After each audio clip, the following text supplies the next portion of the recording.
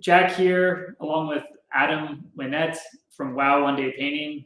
Looking forward to having the discussion today, learn all about what Wow One Day Painting is offering, its franchise system, its background, and go over the most important questions that a potential franchisee candidate might want to know. So, Adam, thank you so much for joining us today, and I'll give you the floor.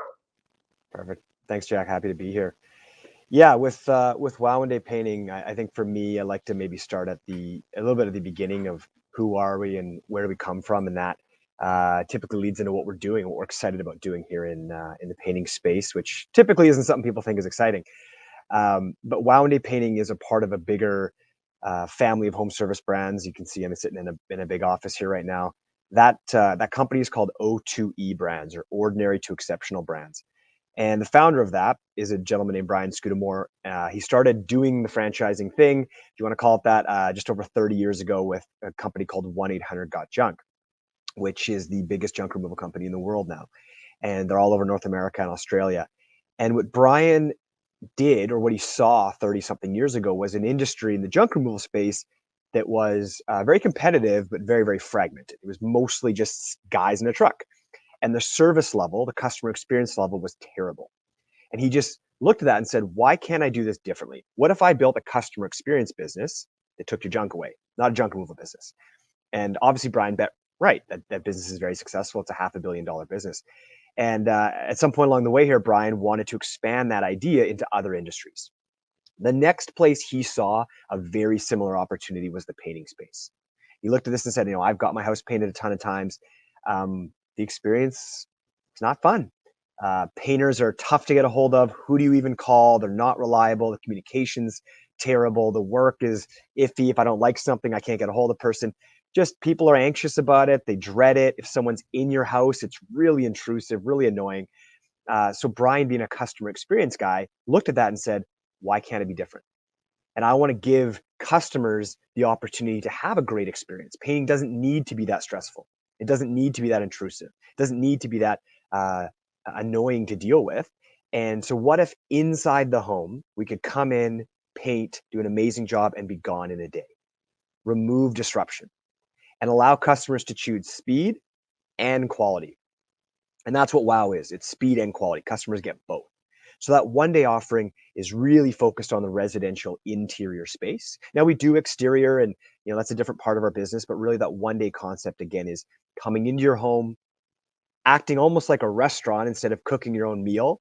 You know exactly what the day is it's going to happen, what you're going to pay, what you've got. There's no mess for you, there's no work for you, in, out, exactly what you need. Versus if you're going to go to the grocery store and get all the groceries and come home and unpack it and cook everything and eat and then clean up. That's a really labor intensive, really annoying process. That's kind of dealing with a normal painter guy.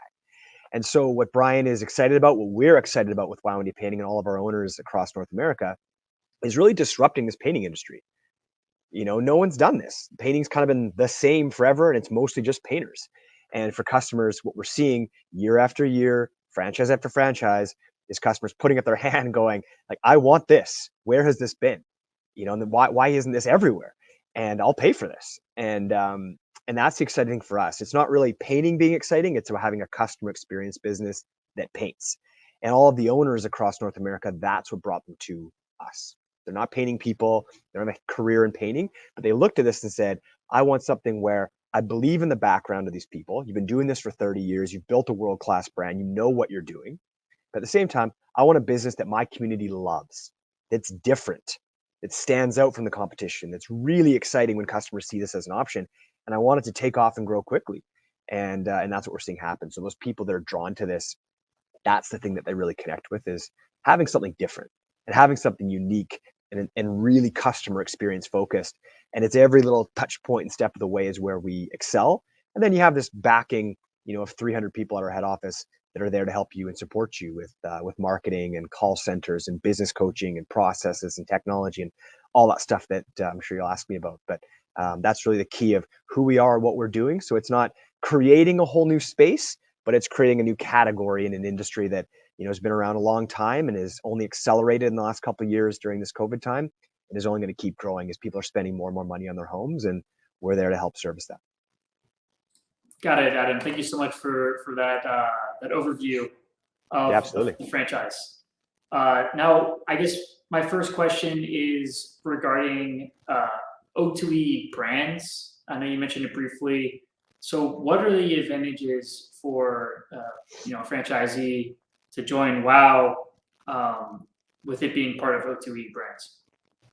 Yeah, I think there's two things that jump out at me. One is just the track record. Again, this is not the first time we've tried franchising. As much as we are still what we would consider an emerging brand, first 10 years and growing as a group. And Brian Scudamore, this is 30 plus years, $500 million company behind us. So we've made mistakes and learned from them. We've had tons of successes. And as a person coming into this, you get all that experience. You get all of that path that we've already been on to build businesses this way. And there's a reason that Wow and Day Painting and our other brand, Shackshine, are growing faster than Got Junk was at this point, is because you have all that learning. And so when I'm talking to people who this is the right fit, there's that peace of mind to go, you've done this before, you know how to build a world-class brand. It's a very similar model, very similar type business. I might have missed out on Got Junk, but I don't want to miss out on that again. So there's that. The second piece would be we share with O2E brands a huge amount of information and tactics and processes and technology and all these things at a head office level. So you have a marketing team working across all three brands. You have a technology team across all three brands. You have business coaches from different brands that work together. And what that means is that as one brand may be trying something and seeing success, the other brands can use that. Or one brand may be trying something that doesn't really work, the other brands can avoid that. And as a customer base, it's a very, very similar customer. So if you're launching Wow and Day Painting, well, the question is there Got Junk in that area, or is there Shackshine in that area, or another Wow and Day Painting? And we can leverage that customer knowledge and customer experience to launch future businesses. And just the information we're getting back about our customers allows us year over year to change and alter and update what we're doing and how we speak to our customer and service our customer. For sure, for sure. No, thank you for going through all of that. Said it much better than I could. So, Sure. so thank you for that. Definitely, economies of scale, share learnings are huge. So people typically get that when they join a franchise, but with O2E, it's even that much bigger because of the fact they've been around for so much longer and they have brands. So Yeah. I think it's a key factor to highlight that separates WoW from other franchises. Now, regarding the industry itself, just to understand for people, myself included, I'm not super familiar with the painting space Sure. from a competitive standpoint. Obviously, I know the franchising side and how the business works, but in terms of the competitors, is it like who are the competitors? Is it are there regional brands, or is it other franchises? Is it independent painters? What does that look like? Yeah, so it's all of those things. And one of the reasons Brian chose this space is that it's highly, highly competitive. When we see that, that gets us excited. Now, some people might, oh, it's competitive. We're like, great, go to that. That just means there's a massive demand, and we're seeing that. When you look at competition, a couple notes around that. So there are other franchises. There's probably a handful that are kind of leading the way in the painting space.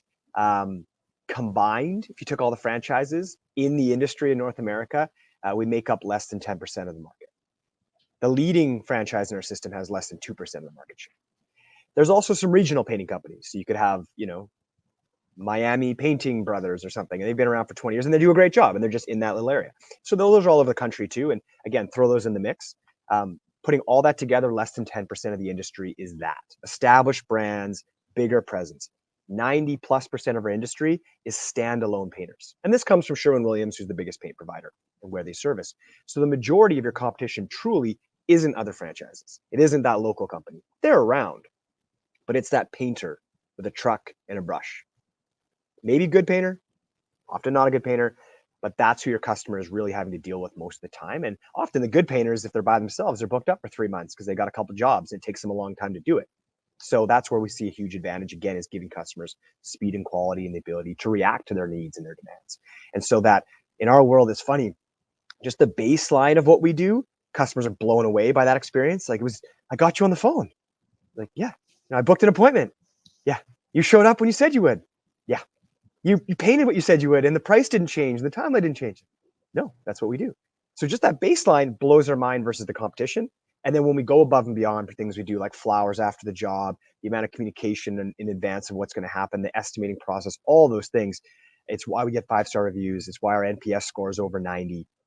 it's really slamming it home. But it's really, again, that competition of painter. That's who we're competing with, 9 times out of 10. Got it. That I see a lot of sense, and thank you for going through that. I think it's helpful for people listening to this or watching this to understand the key differentiator. Now, in terms of the actual operations, so when someone does become a franchisee, and is for WoW, what are their responsibilities? What do they focus on as they operate their franchise? Yeah, and so there's a couple key things, and it certainly changes over time, or it should, as you build your business and grow. So the key things when you first launch, it's really you and a first crew. That's kind of day one, and you're, as the owner, of the Swiss Army knife of the business.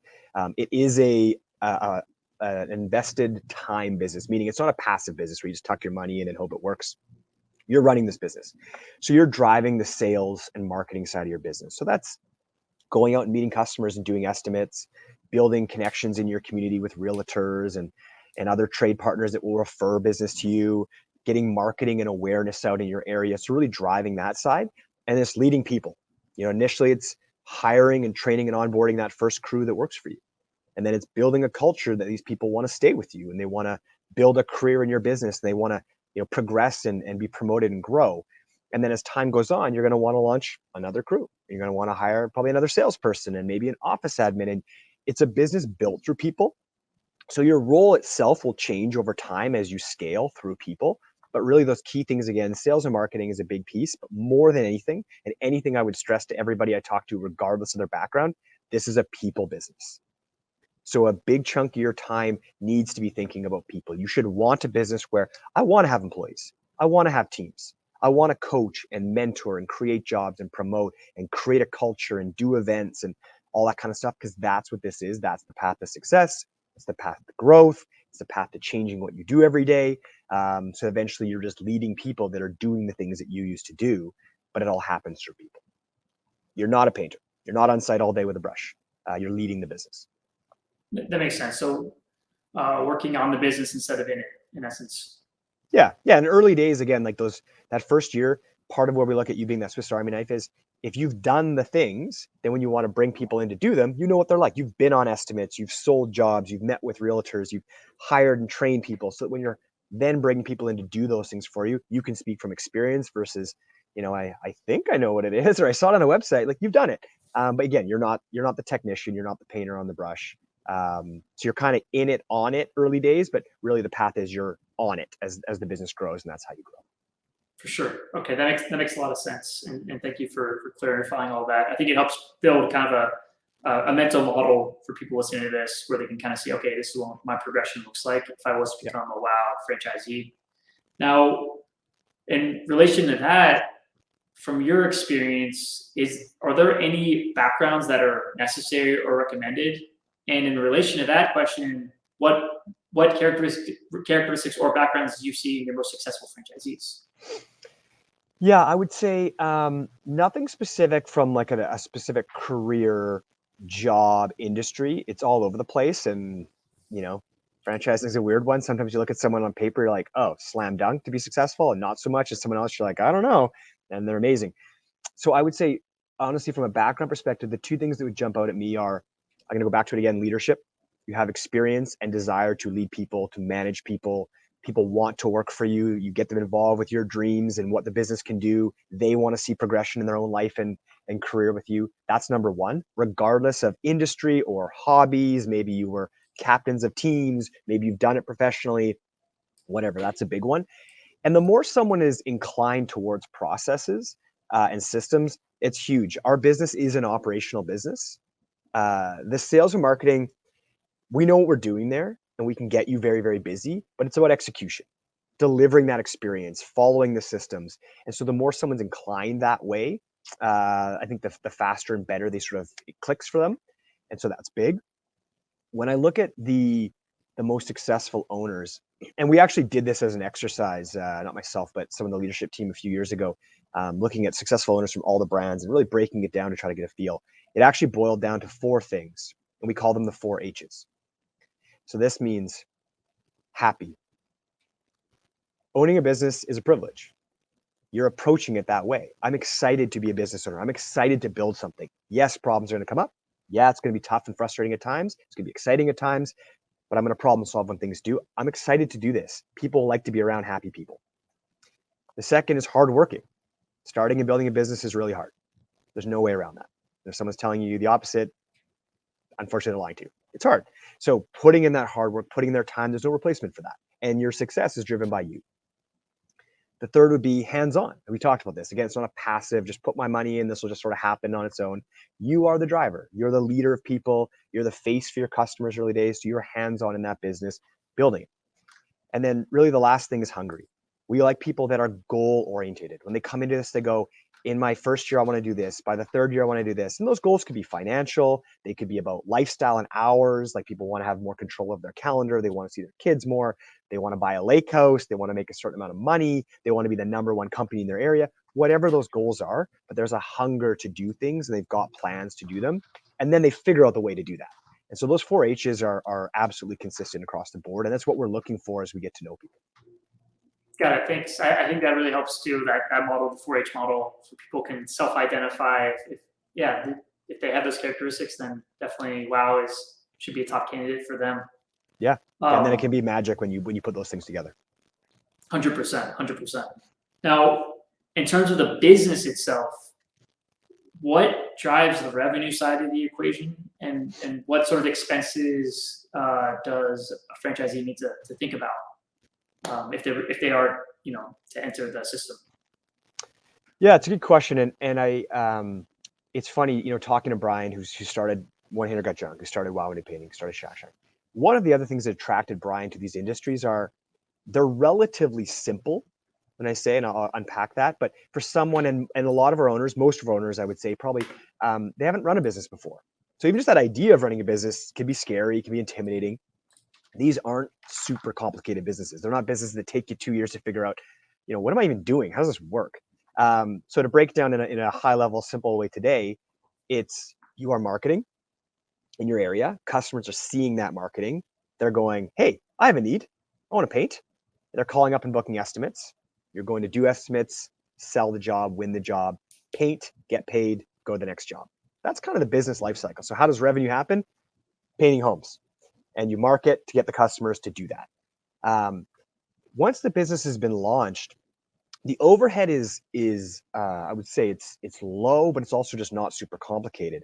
You've got initially vehicle or vehicles, and we can talk about that. Insurance, things like that. A budget around people, recruitment or onboarding or team events.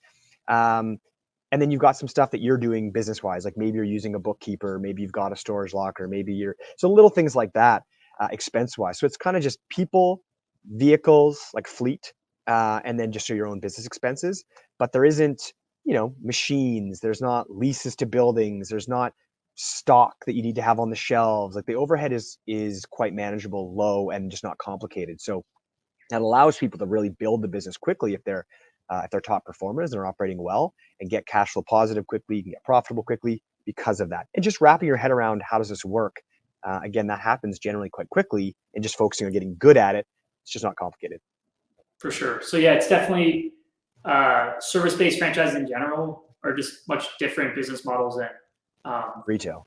Retail or restaurants, which are kind of the bigger, more common franchises people think about in the franchise industry. But I mean, that's the reason why we love service. It's much more simple, and you can jump in at a lower price point. And that's my next question: is what does the investment range look like, and kind of what are the biggest items potential franchisees should keep in mind? Yeah, I would say the common starting point for most people with Wow Window Painting is between $75,000 to $90,000 to get started. And there's 5 key buckets that go into that. So the first is your franchise fees. And that's just the amount of territory you're buying that you would then operate your business within, and is protected to your franchise. And what goes with that is the onboarding and training you're going through as a new owner before you launch. The second item is a down payment on your first production vehicle. In our case, the Sprinter van. That's what the team is using on site to paint. The third would be equipment. And so, in the van, people lease it, they finance it. There's all different options I can talk to with what people do, but you need a van. The third bucket is equipment. So getting that first batch of equipment that your team is then using, brushes and drop cloths and a sprayer and a power washer. Stuff lasts a long time once you have it. You're buying the tools for your team to use. Then it's having a marketing fund to start your business with. So you can start marketing before you open and in those first few months while you're building up your revenue, and having working capital to start your business with. So again, you've got bills day one. You don't have revenue coming in day one. You want to make sure you can cover yourself for the first few months while you're building the business up and it's growing. So those are those 5 key buckets. There's some range depending on how much territory someone wants, how large their marketing fund is, working capital. Happy to talk with anybody about those nuances. And of course, people spend more than that if they really want to launch in with some firepower, but that would be the general range. Got it. I think that's super helpful. And now, someone listening to this, they're probably just, you went through the costs and they understand that it's not adding up in their head. And then they're thinking probably royalty, the marketing fund, the costs that are associated with any franchise. Why would someone, what are the benefits and the value add that someone would get from going with WOW versus potentially starting their own painting company or purchasing an existing painting company? Yeah. So purchasing a painting company is tricky because it really depends on that company and what are you buying and what are you paying for it, right? But what I'm about to say probably filters into that answer too. I don't think it's the right path for everybody, and I think it's absolutely the right path for some people. So the two things that, in my experience, and if I just think about it from a logical perspective, is really twofold. One is, if you want to do it yourself versus a franchise, all that means is you have to do everything. For some people, that's the right move. Like, you have to create a brand, you have to create a name, a logo, you have to create marketing materials, you have to figure out how to market your business. You then have to manage all the marketing of your business. You got to figure out how to estimate, how to sell, how to paint, how to produce, who's doing the production. You got to hire and manage your people. How are you managing your business? What are you using technology-wise? So all of those things you need to create. It's a ton of work and more things than people probably think about. But if you're someone that wants control over every little element there, a franchise is the wrong move, because you don't have control over everything. You're following into a system. If you're someone that looks at that and goes, that's a lot of stuff. I don't want to do all that stuff. I want to get going way faster. I want to hit my goals faster. I want to make money faster. That's where a franchise can absolutely be a huge help, is that a lot of stuff's done for you. It's about stepping in and just using the things that are there, following the systems, using the support, all these different pieces. And so for a lot of people, it's, I'll spend some money to get to my goals faster, to get ramped up faster, to get moving faster, and just to not have to do all those things, a lot of which I don't know how to do, right? Not everyone's got that completely well-rounded skill set who's great at everything. The other side is, it's going to sound a bit funny because people think franchising more expensive than yourself, but it's actually in a lot of ways to save money. So I'll give you an example of that. Is, in our perspective, you pay a service fee that covers using the call center, all the agents, all their technology, the main website, online booking, live chat, covers all the technology you're using, from the estimating app to the CRM to the field service management tool. And it covers using that marketing team, all the content is created for you, the digital marketing, all of those things. And in that case, for us, that's 5% of your gross revenue completed jobs. If you wanted to hire one single person to answer the phones for you and have to pay them a full-time salary, I'd probably argue you're actually spending more than all of that combined. So the kind of like economies of scale, to your point, is you get all of these things for actually a much smaller price point than if you had to go out and hire someone to do marketing, hire someone to answer the phones, hire someone. So it's actually a way to save money to allow you to scale faster. But again, not for everybody. Some people want to control every element of it, and that's fine, but they should do that on themselves. Other people who go, I want help, I want guidance, I want support, I want someone to call when I don't know what to do. So the franchise makes the most sense. For sure. I think that's a really good summary of kind of the benefits of a franchise, and not just franchising in general, but a franchise that does it right, a system that's been proven, that's scaled, like O2E has. So thank you for going through that. Yep. Now, in terms of, let's just say someone listens to this, or they watch this video and they say, hey, I'm actually really interested in WOW One Day Painting. What does the process look like in the timeline for a typical franchisee or potential franchisee? What does that look like? Yeah, so I break it apart into two things. There's the learning and the due diligence, which is leading up to becoming a franchisee, and then I've signed some agreements, and there's launch. What happens there. So information due diligence process is typically, a call or two on the front end where someone wants to ask me questions. I saw this, I read this, I watched this, I have questions about certain things. Just want to make sure I'm keen. And that can be 1 call, 2 calls, 5 calls if you need it. And then there's due diligence, which is some exercises we have to really help someone sink their teeth into what this is, how it works, how do you be successful, what does it take? You build a financial model, you do market research, like really make sure that by the end of that process, you're feeling like you know what you're getting into, how to be successful, and it's a really good fit, both system-wise and culture-wise with us. You've gotten to meet the rest of the team and everything else.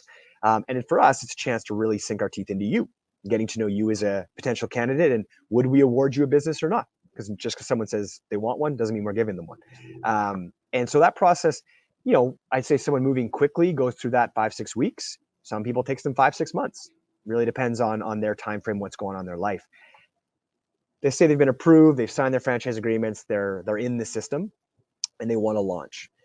The time frame from there is typically about 12 weeks where they go through onboarding. And onboarding ramps up as time goes on, and that's going to involve, you got to get your van and get your insurance and start learning about painting and get your clothes, get your equipment, all that kind of stuff. And you actually go through training. So you're going to learn interior painting and exterior painting,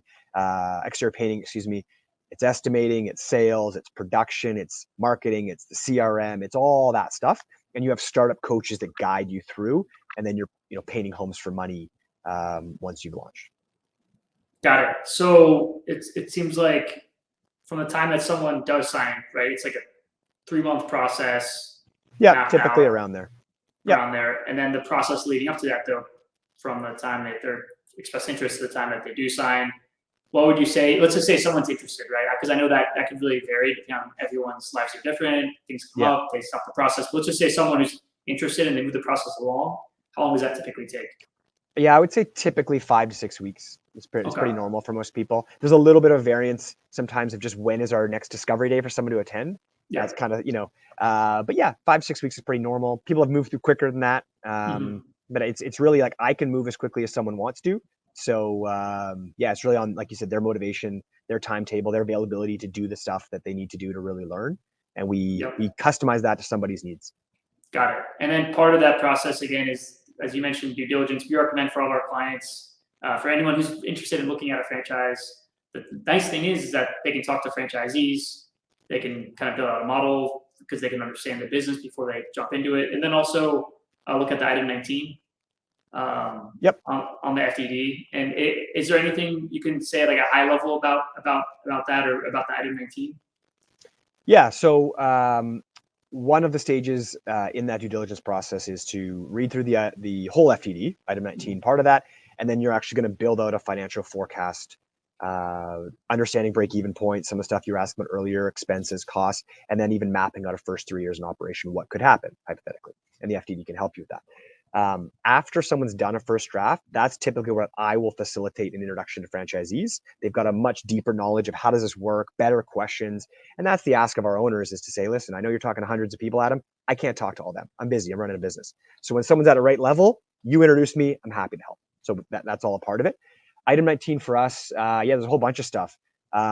We break it apart. Startup businesses, and then what we call mature, which is 2 years and beyond. We look at your first 2 years of startup. Yeah. So you'll see everything from revenue highs, lows, averages, average gross profit margins, average job sizes. It's all laid out there, so someone can look. There's Canada, there's the US, so you can really get a picture of what is that top 25% doing that you should be striving for. We're looking for people that join and go, what are the top 25% doing? I want to do that. But you can also see what the bottom 25% are doing and go, okay, I want to avoid that. And then obviously a big chunk in the middle. And then again, part of that information will help you in terms of gross profit margins and job sizes, and all those things will help as someone wants to build out that plan. So I work with every candidate on that. Fantastic. Yeah.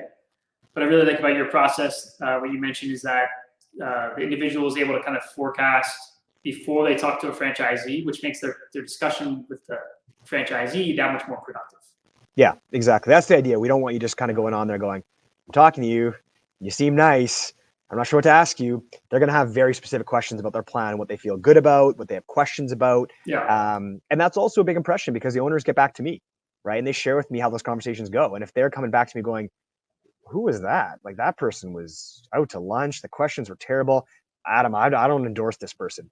That's a warning sign. So I want to prepare those people so they're having really impactful conversations, not only for themselves to learn, but that owners are sending me the opposite message. They're like, Adam, love that guy, love that gal, get them in the system. They were great. So I want that momentum building up for them. Fantastic, fantastic. So just another layer of validation, That's it. which I'm sure helps the whole system. Yeah, that's it. Now, on my end, actually, I don't have any further questions. I think we've covered all the questions I had. Is there anything else you think we're missing at this stage?